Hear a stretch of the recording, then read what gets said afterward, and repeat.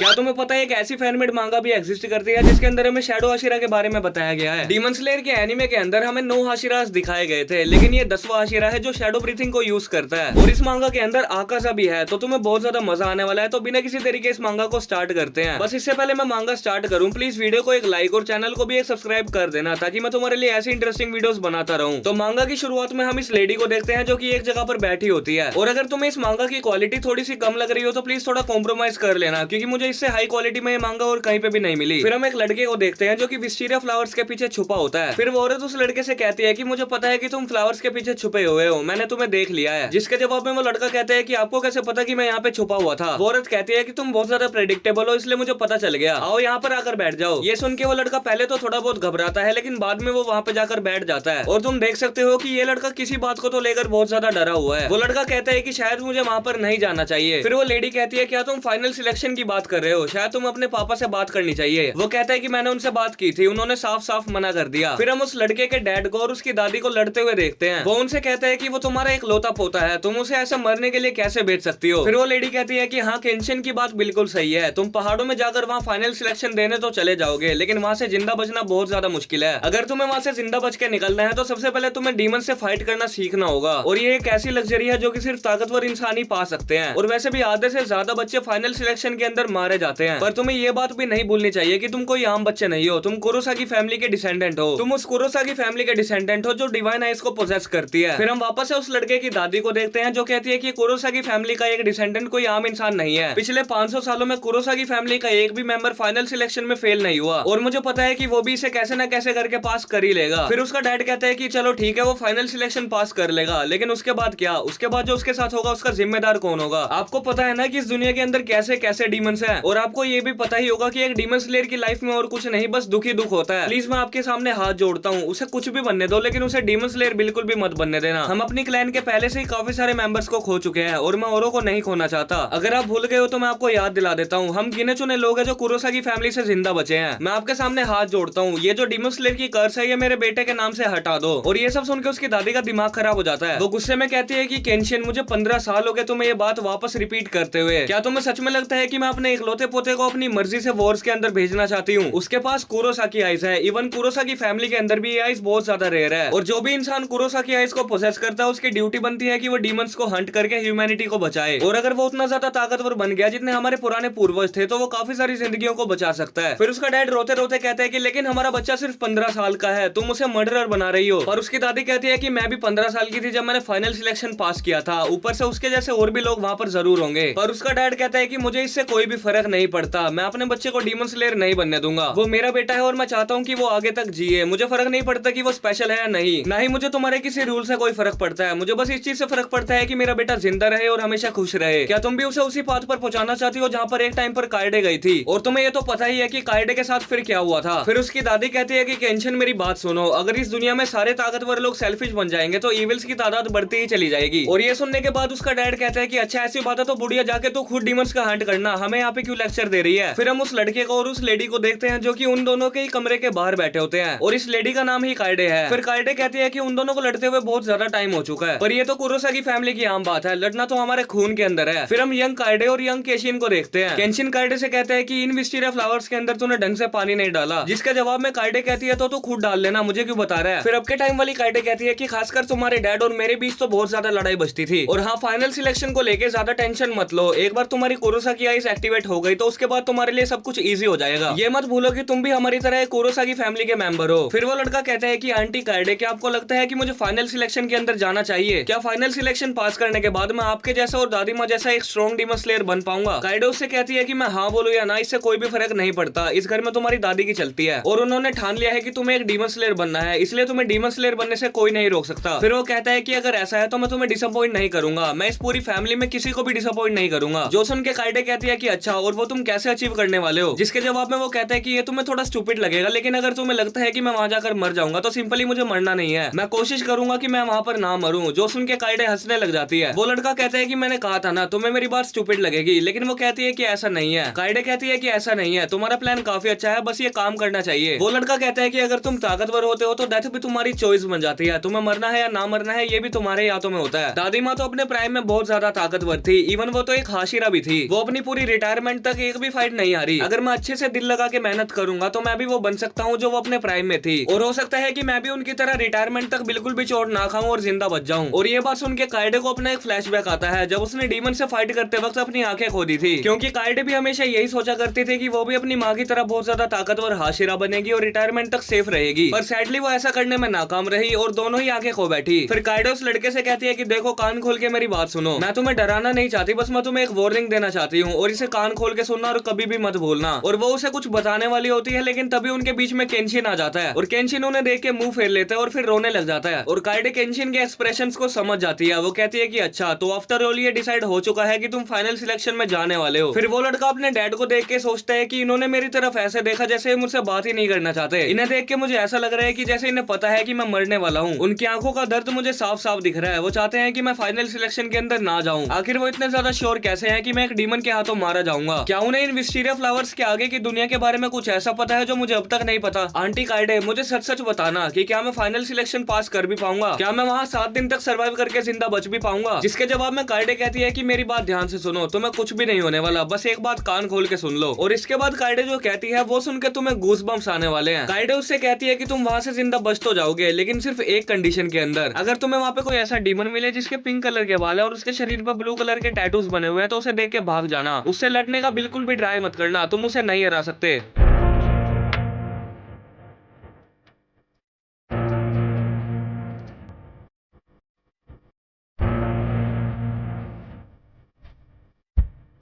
और भाई ये सुनने के बाद तो आकाशा फैंस की मौजा ही मौजा हो गई होंगी। इवन फैनमेड मांगा के अंदर भी आकाशा को कितना ज्यादा ग्लेज किया जा रहा है। पर एक सेकंड, क्या इसका ये मतलब है कि काइडे की आंखें और किसी ने नहीं बल्कि आकाशा ने फोड़ी थी? पर आकाशा तो एक ऐसा डीमन है जो वुमेन्स को नहीं मारता। पर शायद ये हो सकता है कि वहाँ से बच के निकलने के लिए आकाशा ने काइडे को थोड़ा बहुत डैमेज पहुंचा दिया हो। फिर हम अगले दिन का सीन देखते हैं जब शैडो आशिरा की पूरी फैमिली उसे अलविदा कह रही होती है। उसकी माँ उससे कहती है कि तुम्हें हर चीज मिल गई जो तुम्हें चाहिए थी, तुम्हें कोई चीज की कमी तो नहीं है। एंड उसका डैड उससे लास्ट बार फिर से पूछता है, क्या तुम सच में वहाँ पर जाना चाहते हो? देखो, अगर तुम्हारा वहाँ पर जाने का मन नहीं है तो तुम मना कर सकते हो। पर उसकी दादी कहती है कि बेटा जल्दी चलो, हमारे पास ज्यादा टाइम नहीं है। फिर उसकी माँ भी उससे सेम सवाल पूछती है, क्या तुम्हें सच में वहाँ पर जाने का मन है? वहाँ पर जाने के बाद खाना खाना मत भूलना और अपना ध्यान भी रखना। फिर शैडो आशिरा की दादी कहती है कि ये लोग कुछ ज्यादा ही ओवर प्रोटेक्टिव नहीं हो रहे? जब केंशिन सिर्फ 10 साल का था, मैंने उसके बाद से उसकी फिक्र करना छोड़ दिया था, और यहाँ पर तू 15 साल का हो चुका है और अब तक ये लोग तुझे बच्चे की तरह ट्रीट कर रहे हैं। और फिर वो कहती है कि मुझे पता है कि तुम्हें स्कार्फ बहुत ज्यादा पसंद है, लेकिन तुम्हें इसे उतार देना चाहिए, क्योंकि ये वहाँ पर तुम्हारे कुछ काम नहीं आने वाला, बल्कि ये तुम्हारे रास्ते में आएगा। पर अगर फिर भी तुम इसे रखना चाहते हो तो मैं तुम्हें कुछ नहीं कहूंगी। और चलो अब मुझे तुम अपना प्लान बताओ कि तुम वहां पर कैसे सरवाइव करने वाले हो। बाकी मैंने इस वीडियो के अंदर इस मांगा के 14 चैप्टर कवर कर दिए हैं और इस मांगा के अंदर टोटल 28 चैप्टर्स हैं। और हाँ, टेंशन मत लो, ये मांगा कंप्लीट हो चुकी है, ये कोई ऑनगोइंग मांगा नहीं है। मैं 2-3 दिन के अंदर इसका नेक्स्ट पार्ट भी डाल दूंगा जिसके अंदर इसकी पूरी स्टोरी खत्म हो जाएगी। पर हाँ, एक बात है, अगर तुमने चैनल को सब्सक्राइब नहीं कर रखा होगा तो तुम उसे मिस कर दोगे। इसलिए मेरी मानो तो वीडियो को भी एक लाइक और चैनल को भी एक सब्सक्राइब कर देना। बाकी तुम मेरी दूसरी वीडियोस को भी देख सकते हो। मैंने डीमन स्लेयर की बहुत सारी फैनमेड मांगास कवर कर रखी है जो कि इससे भी बहुत ज्यादा अच्छी है। बाकी मैं मिलता हूँ तुमसे इस सीरीज के नेक्स्ट पार्ट में, तब तक के लिए पीस आउट।